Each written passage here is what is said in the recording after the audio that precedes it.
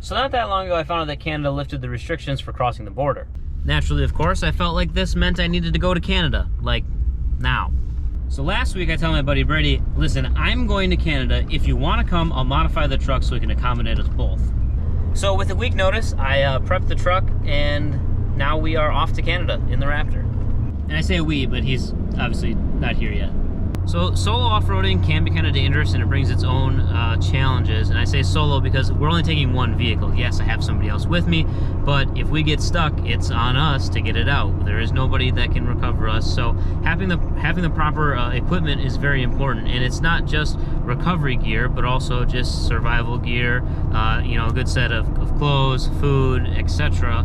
And proper medical supplies too, because you never really know what you're gonna run into out there, especially when you're dealing with Mother Nature and the elements. On top of that, it's not just having the equipment, but it's also knowing how to use it and knowing what to do if something breaks and how to fix it. There's currently a snow squall warning in effect for the area that we're going to. They're getting 25 to 30 centimeters of snow, which is like 13 inches. This will be the first time that either one of us have crossed the border into Canada, so I'm hoping I can film some of that process. It should be like 5 or so hours till we actually get to the border. And then after that, our plans are to just explore a little bit, do some off-roading. Obviously, we're going to be camping out of the truck. And there's also an abandoned mine that I'm really hoping we can find, and I'll have to share that with you guys too.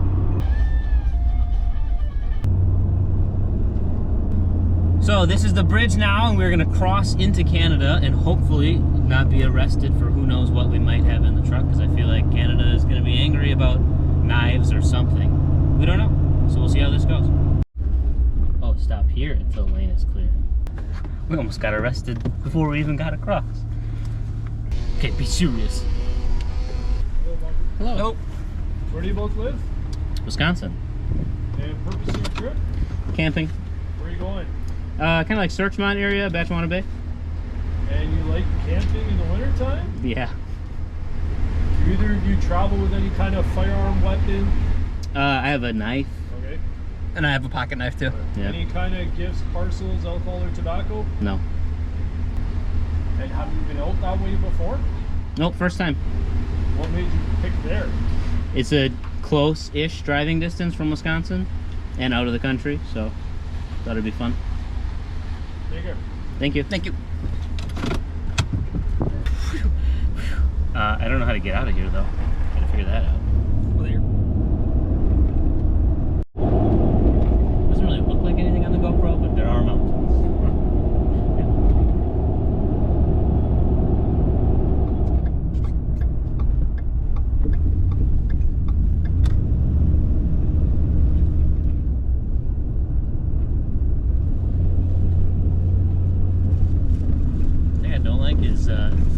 You don't know where the road ends and where the ditch begins.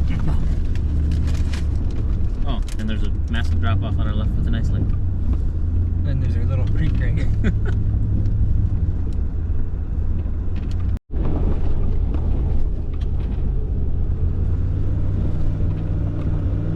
I don't know, maybe if it was warm enough today, they could have got the 12 or 13 inches and just the top melted down. Because some of this is definitely like 8, 10. We are in Canada. I think this is where we're gonna end up camping for the night. There's a nice spot here that kind of got blown over, so the snow drifted away, so this is nice to keep most of the snow out of the truck. We're gonna go for a little walk here and just kind of check the rest of the area, because there's been several times where I set up camp in what I think is a really nice spot, and then in the morning when you leave, you're like, oh, 100 yards that way would have been this beautiful view or whatever it is. So we're gonna go kind of explore the area a little bit, check some things out.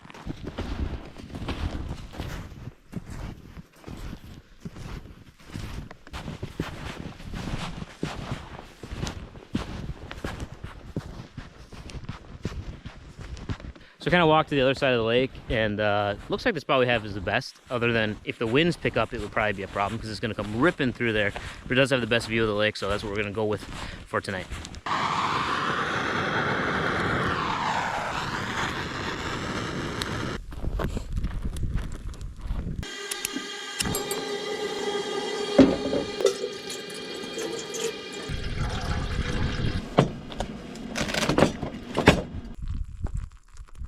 being short has its advantages in a 5.5 foot bed because I fit in here just fine. Most people probably wouldn't, but gonna eat, and we have the heat rolling. It's 46 in here, which I know doesn't sound warm, but it's already hot as compared to 20 degrees outside, and I'm sure this will get up to like 70 in no time. There you go, like 5 minutes later, 66 on the lowest setting, so it's gonna be plenty warm. So this is the morning here on day 2. Sun's just starting to come up here. So it didn't come up as early as I thought. I mean, it was probably 7 o'clock before we even first had any kind of light coming out. So it's the first night running the diesel heater in the truck. Pretty common thing that people use, but I've never used one before. So we ran it at about 60 degrees all night in there just to make sure that we had enough fuel.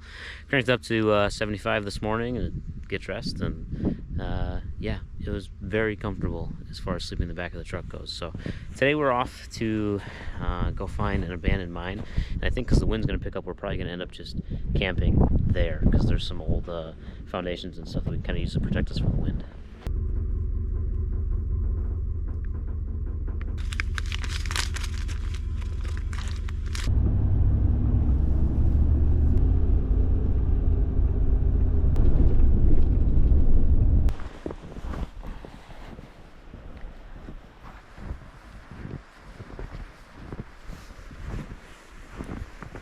Don't fall.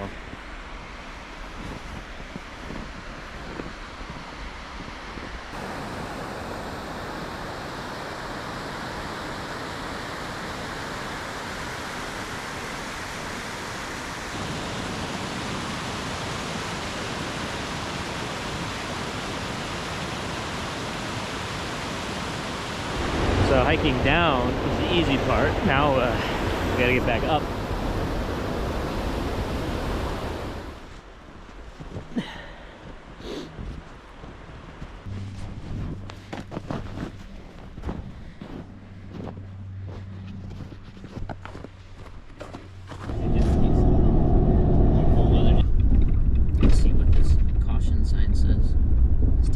Narrow bridges, sharp curves, crossroads. Use at your own risk. Access road only maintained when hauling wood vehicles. Well, nothing that says we can't be here. Enjoy the forest. Okay. It says.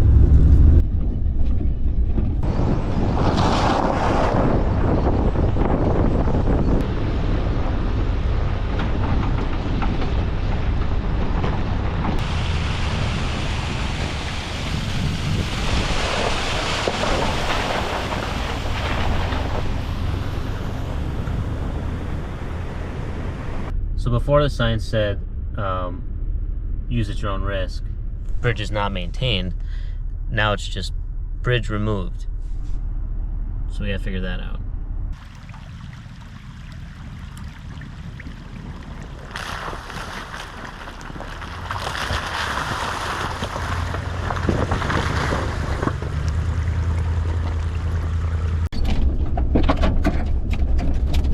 All those noises? Don't worry about those noises. So obviously this washed out. There was quite the culvert there at one point, but not so much anymore. This looks steeper than I thought from up there, but I think I can put the truck in here and still make it up this. Yeah. Try to stay, I guess, entirely on this side of this culvert because the metal is literally sticking out right there. Yeah. And then just drive her up here.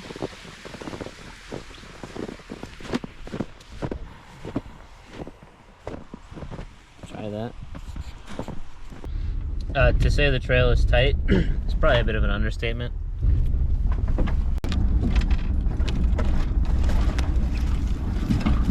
Well, we are committed now, in case you were wondering.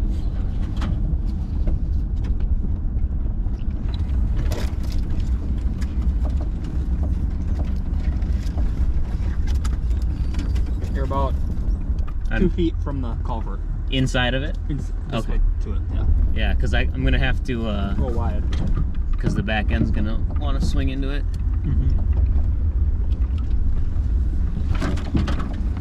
You can swing it now. Alright.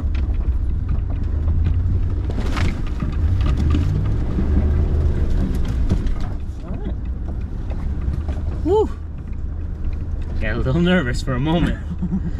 It's not exactly a welcoming sight.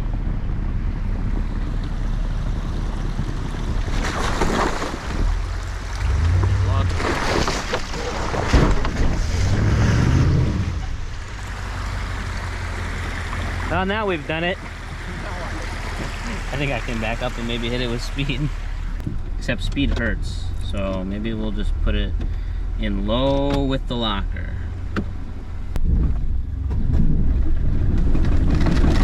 Let's figure out what the problem is maybe before I break the truck. If you can. I forgot to turn the camera back on, but we were able to get out of that fine. I just moved some rocks to kind of change some of the angles that we were hitting at, so we were able to drive out just fine. And then we were just on to the next crossing. So we're scoping out a camp spot. I just ran all the way down there, then ran back up to get the camera. That's why I'm out of breath. But this would be a sweet one to come back to in the summertime. I think we could get down here with the truck, but we're still looking to get to the mine and probably camp there. The wind's picking up a little bit, so I think that's gonna be our best bet. But it's absolutely beautiful down here, so I'll show you. But that's the view.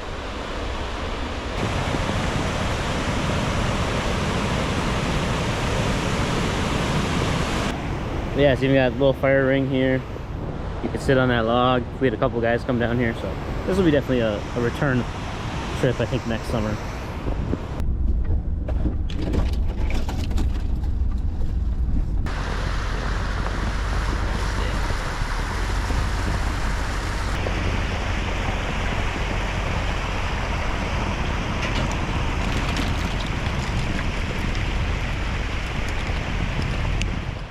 Well, bad news. We're not gonna make it. So behind me here, this section is just completely washed out. Where you can't see, there's a big divot that goes down that the truck's just gonna bottom out. It's not gonna make it through. Even if we made it across that, this sand here is completely washed out. There's only about a 3-foot wide section, so we're not gonna make it. But we did see some stuff on the other side that looked interesting. So came over here. These are actually 2 people that died earlier this year. Did not know that I was going to find this out there, but just a reminder that being out here is quite dangerous in a lot of cases. And these rivers are powerful, and you never know what Mother Nature is going to throw at you. It's absolutely beautiful, but we're not going to make it to the mine, at least not this way. We're going to go back, but I mean, we're already several hours into this to get here, so I don't know what the plan is. We might go back and I guess go to that campsite by the waterfall and try that. So like I said, the original trail that we had planned to get to the mine is obviously not going to work. We were able to come back out. We actually had to winch out in one spot that I had a feeling was going to be a little difficult coming back, but the rest of it went fine. So we're going to try to get back on 17, which is the Trans-Canada Highway, take that a little further north and maybe be able to come in kind of from the back side of the mine. But it's going to end up getting dark, and I don't know how well that'll go, because we could just run in the same thing again where the trail just is completely impassable, at least for a vehicle of this size. So I'll let you know when it gets dark.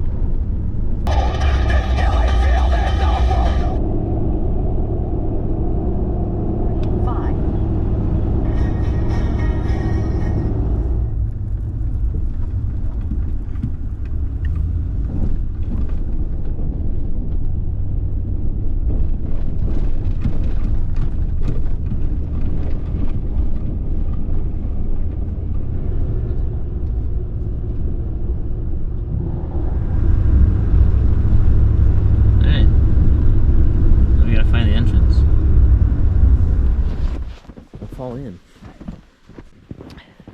So we did find, well, we think we found the entrance to the mine. It's nowhere near any of the main stuff, and the road is also washed away at the bottom here, but should be able to make it in there, and it's very much so getting dark out.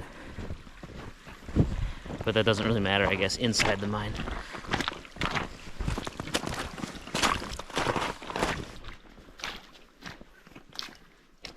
From a distance, it doesn't look very promising, but it's in there.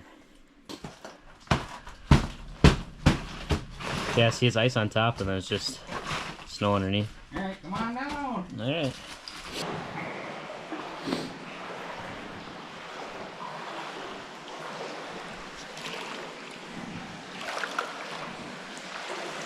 This is borderline too deep for the boots. But this is cool. This is honestly very spooky. There's some sort of like just glugging noise going on. I'll be quiet, see if you can hear it.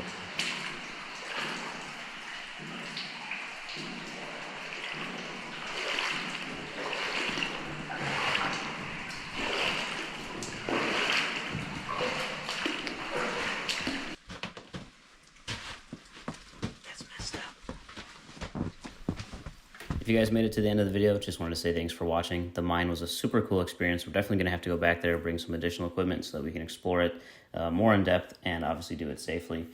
On that note, like I mentioned before, doing this kind of stuff can be dangerous. The 2 people that had died out there were actually part of an ATV group. They got a little bit separated. They were reported missing, and then the following day, their bodies and their machine was recovered in the Batchelwana River, so a few kilometers from where they originally were reported missing. So keep that in mind when you're out there doing this stuff, but don't let it stop you from seeking that next adventure.